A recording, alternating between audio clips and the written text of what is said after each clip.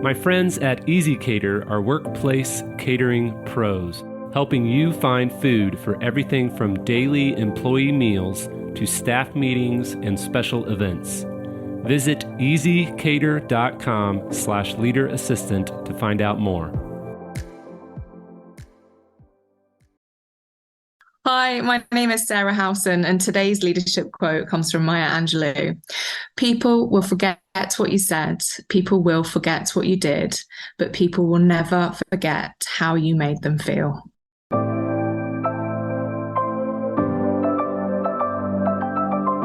The Leader Assistant podcast exists to encourage and challenge assistants to become confident, game-changing leader assistants.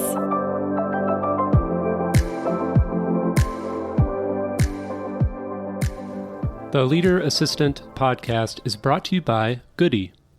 If you're starting to think about holiday gifts for your team like I am, Goody is a game changer.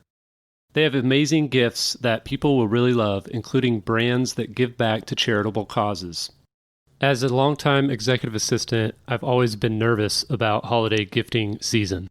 But thankfully, Goody's platform lets you send one gift or hundreds at the same time without ever worrying about shipping details.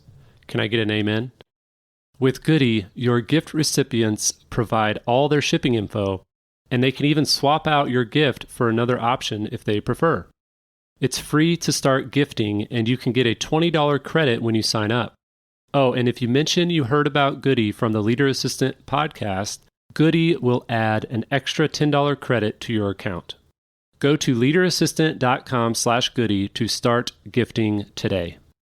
Hey friends, thanks for tuning in to the Leader Assistant podcast. It's your host, Jeremy Burrows. Welcome to episode 199. You can check out the show notes at leaderassistant.com/199.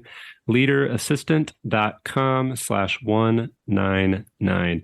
Today, I am very excited to be speaking with Sarah Howson. Sarah is a former career assistant with over 20 years of C-suite experience supporting executives, and she began her journey straight from university, assisting the CEO of a small startup semiconductor company. So, Sarah, we're going to get into more of your career journey, but welcome to the show. Oh, thank you very much for having me, Jeremy. Appreciated. And tell us, what part of the world are you in? So I'm in leafy Buckinghamshire, just kind of in the UK, in between London and Oxfordshire, if that kind of London and Oxford, if that kind of helps everyone. Awesome. I have no idea where that is, but I'm sure some people listening do. Oh, no, great location. Geography was not my strength in school, so. Anyway, tell us a little bit about yourself. Do you have kids, pets, hobbies? Yeah, so I've got two young children, so a 7-year-old and a 4-year-old whose birthday it is at the weekend and is extremely excited. My husband, oh gosh, we've been together over 20 years now, and he's a golf professional. So we're a very sporty family, and the children are very much into their football, their soccer, and we love being outdoors. I think we're two young boys. I've got two boys. Everyone who does have children will appreciate, being outside is definitely a positive thing. Yeah, I have two boys as well, and sports is a big part of being outside, and being outside is a big part of sports. That's why we're so passionate about getting them out and involved in the teams and everything, because we can get them active and outdoors, and it's great. Yeah, and their energy as well. I think it's infectious, isn't it? You kind of, where they get their energy from sometimes, I have no idea. And I often want their energy, that's for sure. Yeah, definitely. Well, tell us let's switch over to your professional career, and how did you end up becoming an assistant? And tell us a little bit about your journey as an assistant. Yeah, I guess, as a lot of assistants I speak to, it kind of happened by accident, to be honest with you. I finished university, came out, and I did a business degree, read a business degree, and I went for an interview for a marketing assistant and sat down with the CEO, who I got on really well with, and you just immediately click with somebody. And he said to me, "You're going to be 90% marketing and 10% my EA." And at the time, I remember thinking, "Oh my goodness, what does the acronym EA even stand for?" I hadn't, come across the role per se back then. And he explained it to me, and I ended up getting the position and started. And the EA element, I absolutely fell in love with. And I think I was there a month, and he pulled me into his office and he said, "Right, we're changing your role. You're no longer marketing assistant. You're just going to be my EA full time." So it kind of happened by accident, but I think it's one of those positions that you're kind of born to do it. You're kind of like a natural organizer, natural project manager, and curious, lots of resourceful, and being in a small startup company, which it was, I think I was like employee number 13 or 14, you just wear many hats and you're exposed to so many different situations, from sitting in the board meetings. It was a VC backed semiconductor startup, so had exposure to that. And I guess working with a CEO who kind of really entrusted me and really empowered me, it was a great ride, and I was there for a while. And I think in the first week I joined, he was like, "Right, book your flights to Vegas. We're doing a show, an exhibition." And there was a great team there as well. And I think it's important that you are learning and part of an amazing team where you can learn. I think certainly in this role, the team makes a big difference. So really, really loved that position and love that role. So you were an assistant for a long time. And what sparked, well, before we move on to the next phase of your career, what was your least favorite part about being an assistant? Oh gosh. In that role, I think certainly the I guess the trajectory of learning I loved, but it for me was kind of not being, I mean, I was very stretched in that role, and ended up going through my CIPD qualification, so the HR qualification over here. And I think for me, one of my biggest frustrations there, which the company and the CEO I worked for supported me on, was kind of not being like really technical in some of the areas. You end up being a bit of jack of all trades, a bit of a generalist.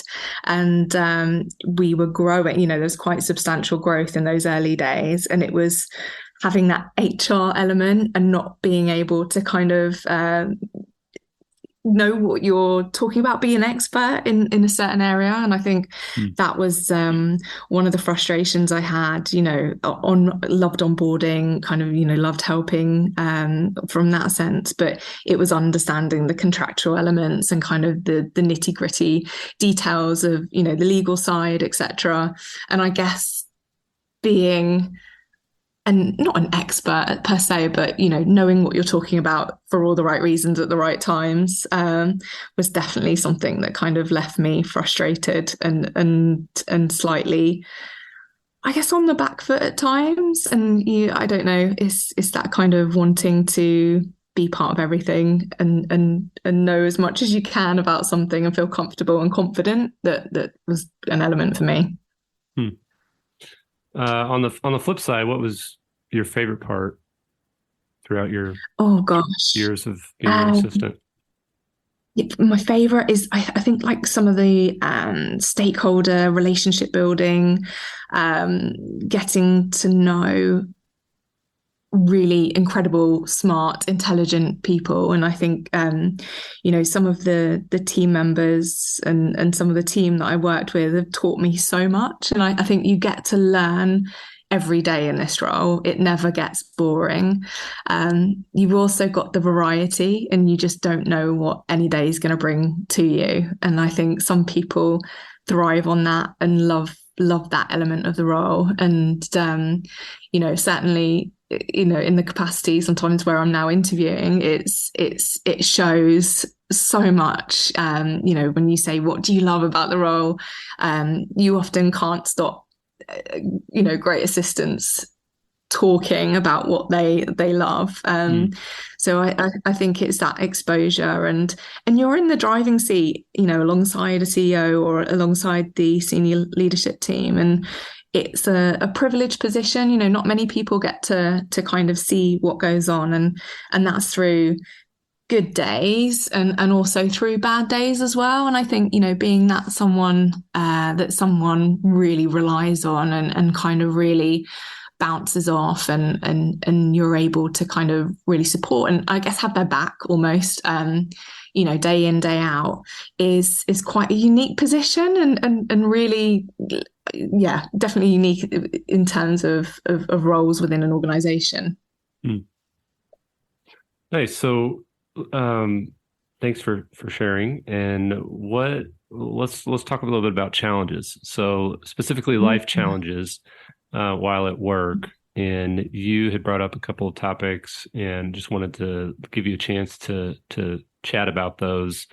But one of them. So, for those listening, I ask my guests ahead of time, hey, what are some topics that you'd like to discuss on the show?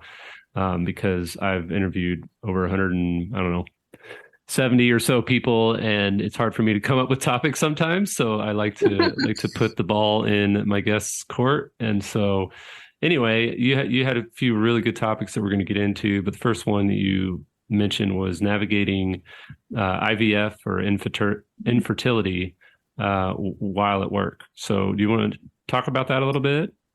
Yeah, no, absolutely. And I think, like, for me, it's really important to kind of share my journey and share the story. Certainly, all those years ago, it was 8 years ago, my son's 7 now, that I kind of went through what was at the time really difficult and really challenging. And I think, in this role of an EA, you have control of so much.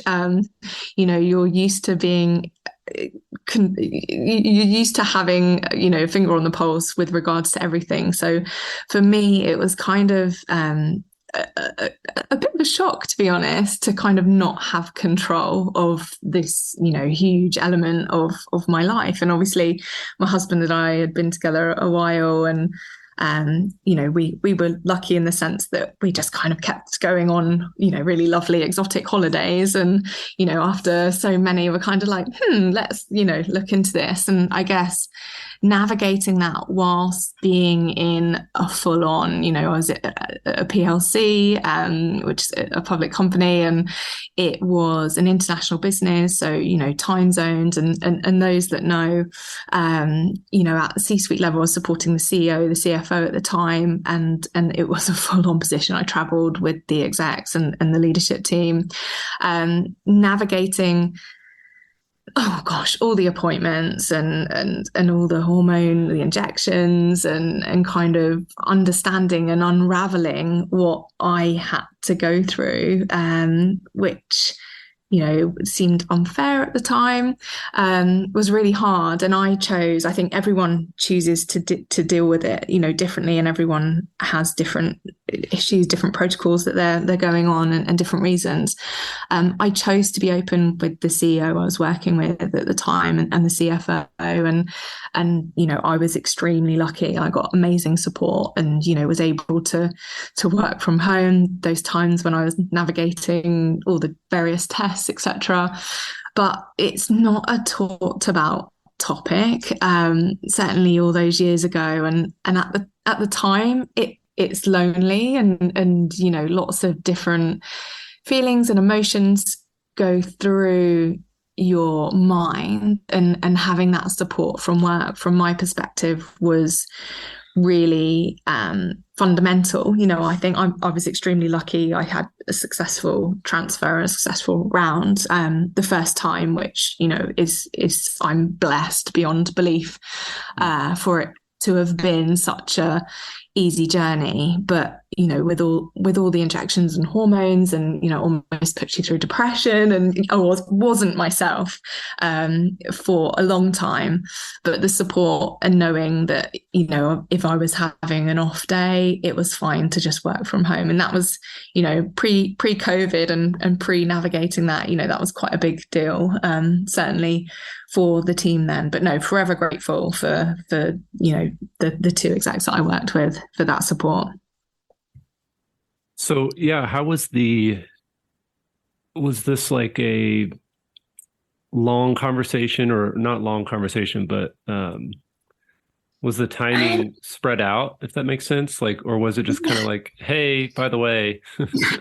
Yeah, no, it was definitely spread out. And I'm lucky, I had a really good relationship with both of them. You know what it's like when something clicks with your exec, and that connection's there. And I felt really comfortable to be able to do that. And I appreciate not everyone has that relationship with, their work colleagues, or, the execs they support.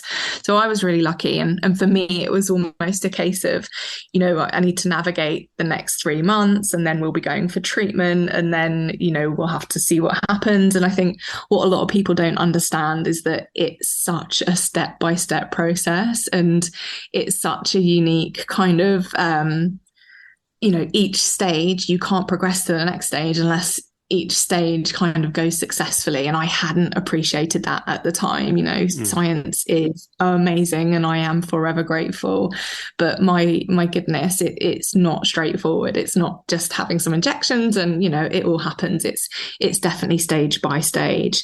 And you're down and you're up, you're around, you're kind of everywhere emotion wise, and you are not yourself. You're not yourself. I certainly wasn't. I struggled quite a bit with it, and some people breeze through it, and honestly and you kind of wish everyone could just breeze through it. But for me, it was really hard, and especially when you're used to bringing your A game to work every day, and you're used to being, the one who's kind of really positive, and the one who, will often, be the one that kind of creates the culture in a sense, and kind of carries through, the vision of that culture from the CEO and the leadership team. So to do that is sometimes, it was a challenge. There were days where it's a challenge, but I think it's okay. It's okay to sometimes just show up and be vulnerable. And, some days I never cried at work, but, I had my odd days where it just got me down, and you kind of do that. And then you're waiting for the results. And then, it's very black and white as you go along the processes, and it's either going to be positive or negative on a certain day. And they were kind of with me along that journey as well, and asking how it was going. And literally every step of the way, it was having to communicate what was going on. And I was fortunate, Jeremy, like it went positively, so I couldn't have asked for anything better. But the team around me, I had a strong number 2 at the time who was phenomenal, and she stepped in. If I was having one of those days, she would step up and step in. So I think it's I shared for all the right reasons, and thankfully had amazing support. So okay, so we're going to talk about your new career path in the world of recruiting, but kind of as a segue to that, how you've mentioned it several times, you had a great experience with your executives and your team, and supportive culture. What's one way for assistants who are interviewing for new jobs and new opportunities? How do they find a supportive environment like that? Like what's a tip for throughout the interview process to find something like that? Because a lot of people listening are probably like, oh, that's nice, but I've never had a supportive environment like that. Yeah, no, and I definitely think, it's unique, but equally it's possible. And I think being yourself in an interview, I think, is really important. Showing up as kind of, it's hard work to kind of be someone you're not. So being your, I guess, authentic self in an interview is really important.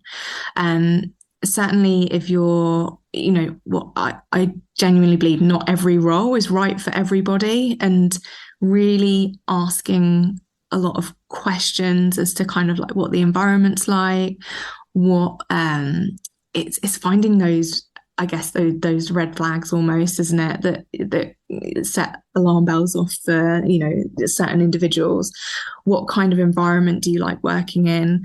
Asking, whether it's the HR team or the hiring manager, will I have access to the exec's inbox? Are they up for sharing and kind of really allowing an assistant to kind of perform and be part of their world? Because we ask execs or leadership team members, are you sharing your inbox? Are you giving full access to your calendar? And there's ones that straight away like, yeah, no, absolutely, it has to work like that. And then there's some that say, oh no, I wouldn't share my inbox, I wouldn't share my calendar. And then it's for me, I really dig into that. And sometimes I don't think, sometimes we've turned down roles where you just know that an assistant is not going to thrive in that environment, no matter who it is.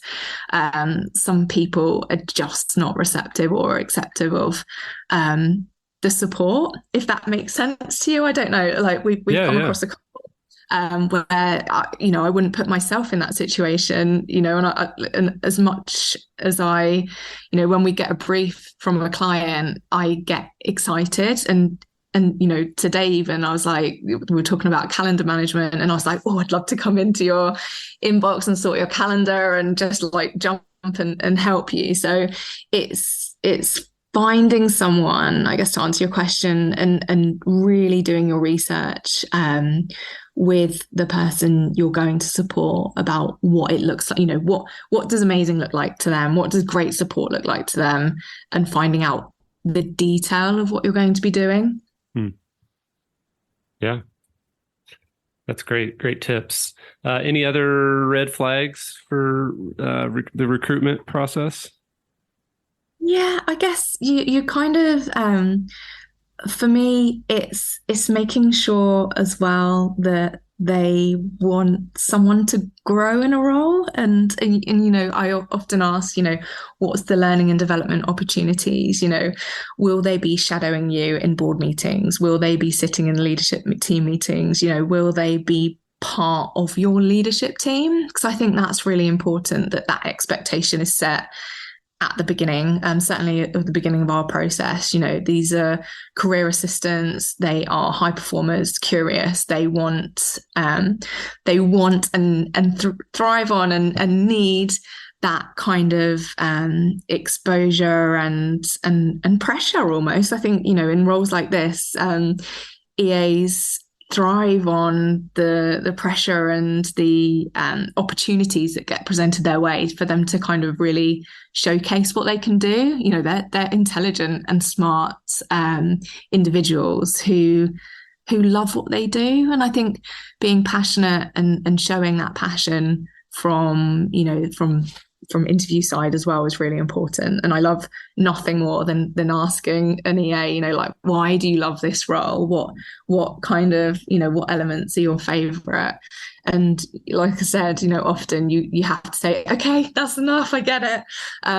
But I think showing that passion and showing how hungry you are for something is really important, and kind of the energy that someone's got for a role really shines through, certainly when we're interviewing. And I love looking through a CV, like that's my secret hobby.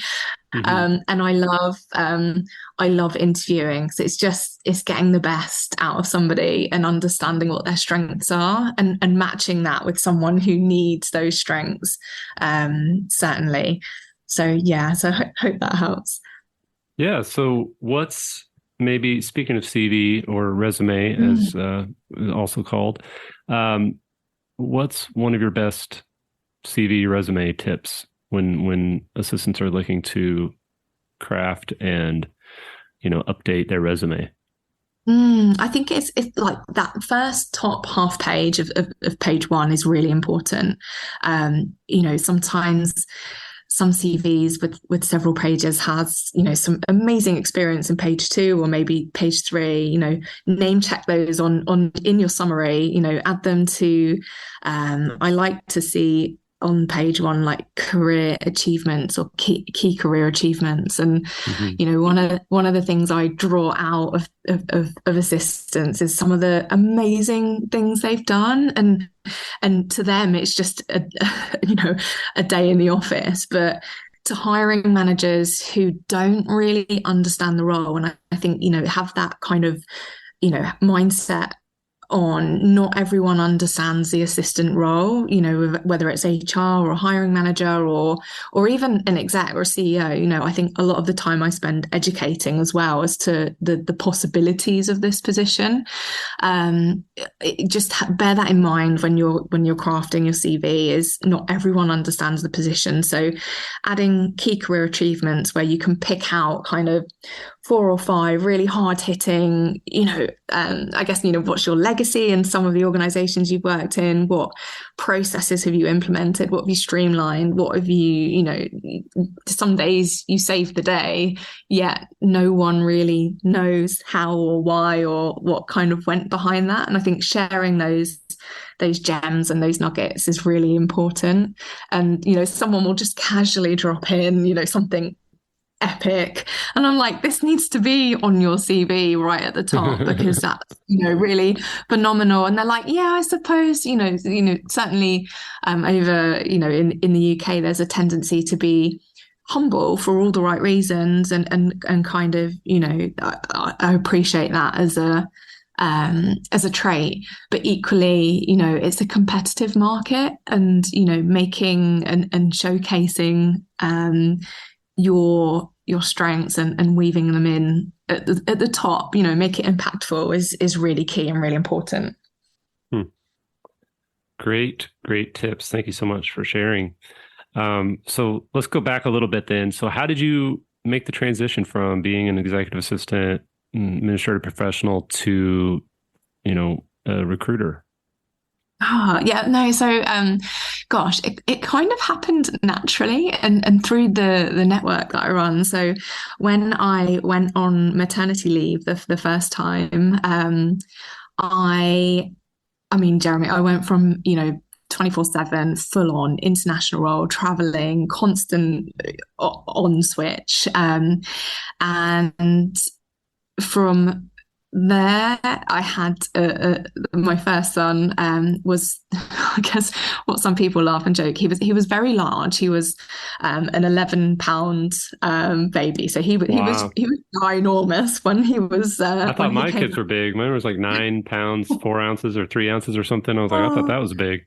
No, we're both extremely tall, my husband and I, and he just slept. I mean, I was so lucky. I cannot even describe to you.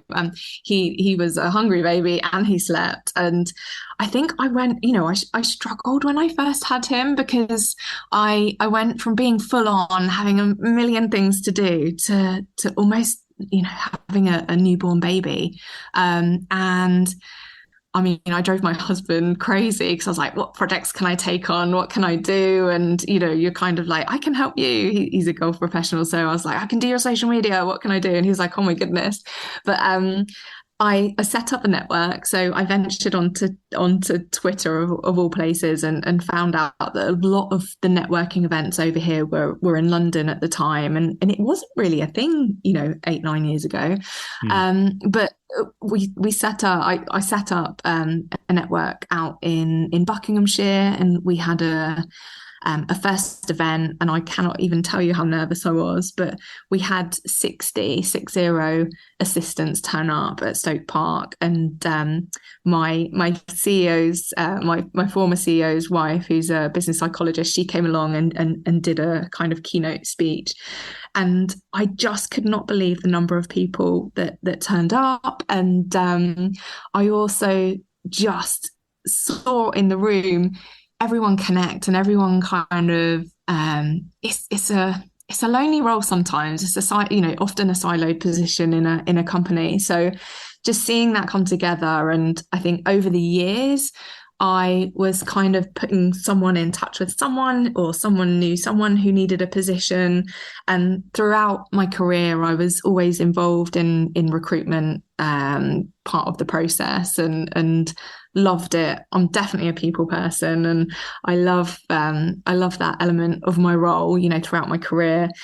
Also saw how executive level recruitment was done, and was kind of the other side of the table for a lot of my career, and really liked that style and process, and the thoroughness, and the really understanding the role, really understanding the person, the culture. So I think with a role of an assistant, you can't just send CVs. You've got to really understand what motivates someone, what they're looking for, in terms of, I guess, career progression, and where they are in their career as well, to kind of understand what they're looking for.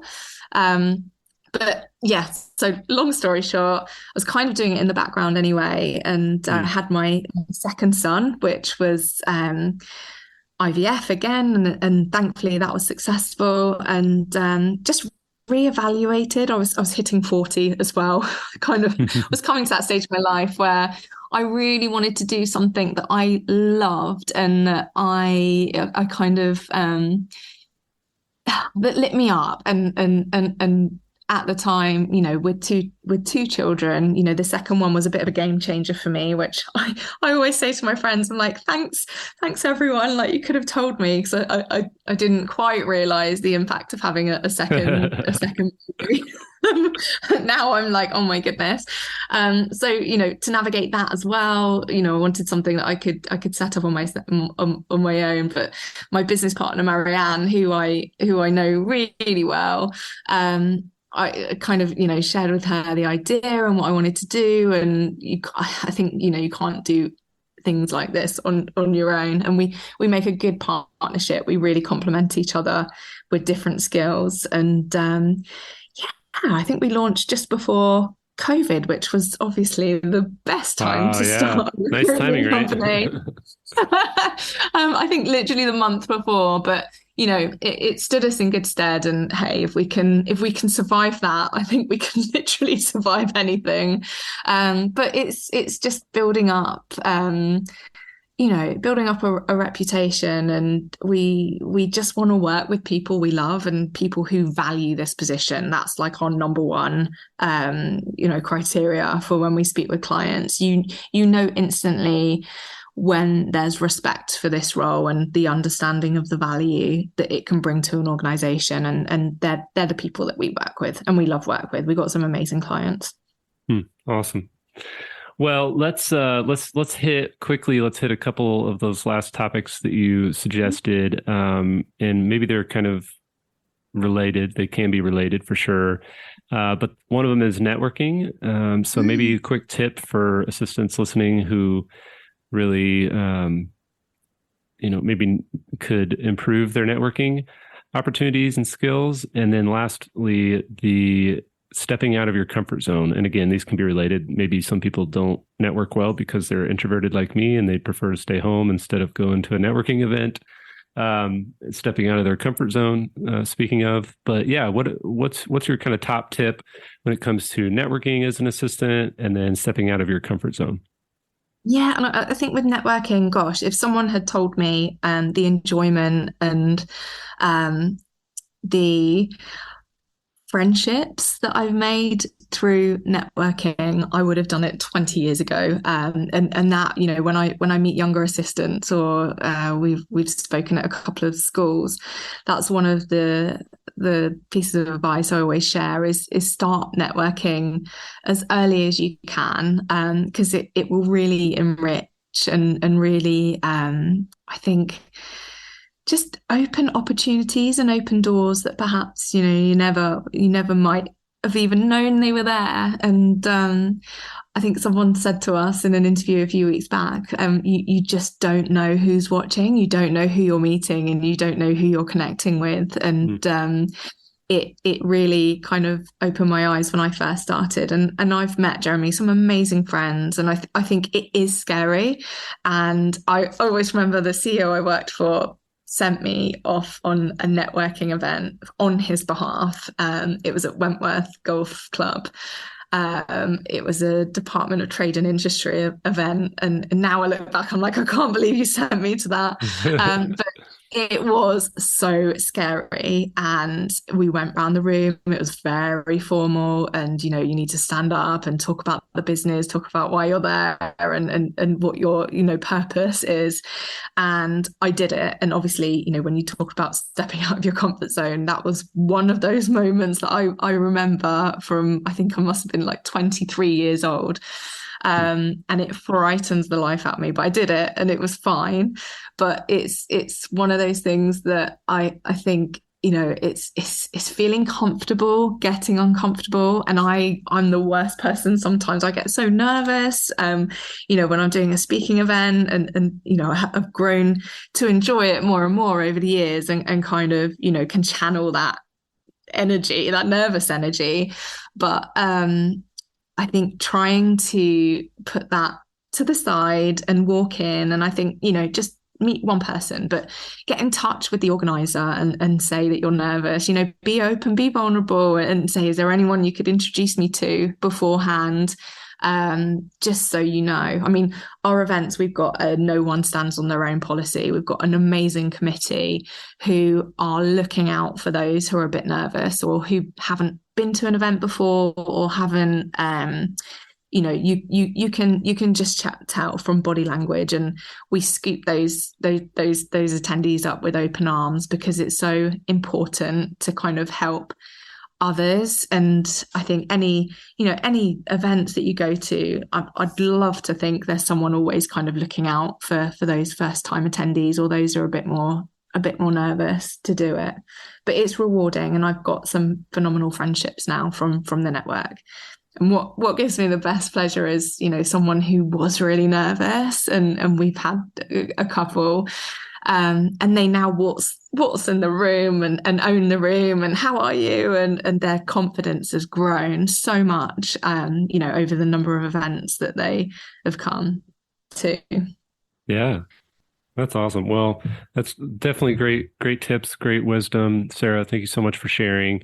How can those listening reach out to you or connect with you if they'd like to, say hi? Oh gosh, and LinkedIn. I love LinkedIn. Best kind of social platform that I'm a part of, and important for networking as well. Absolutely.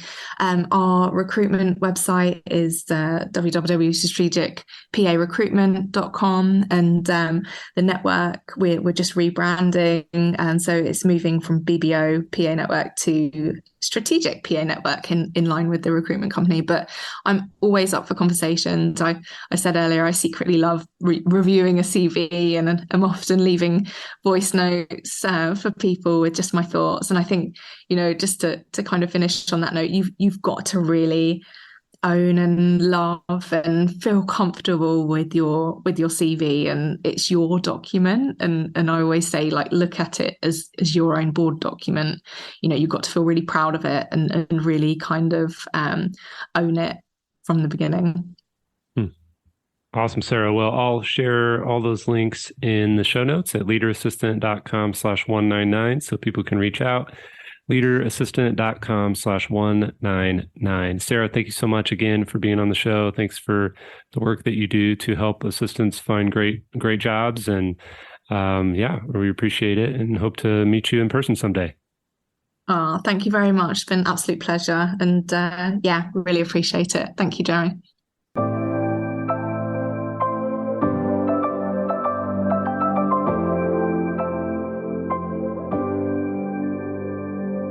Please review on Apple Podcasts.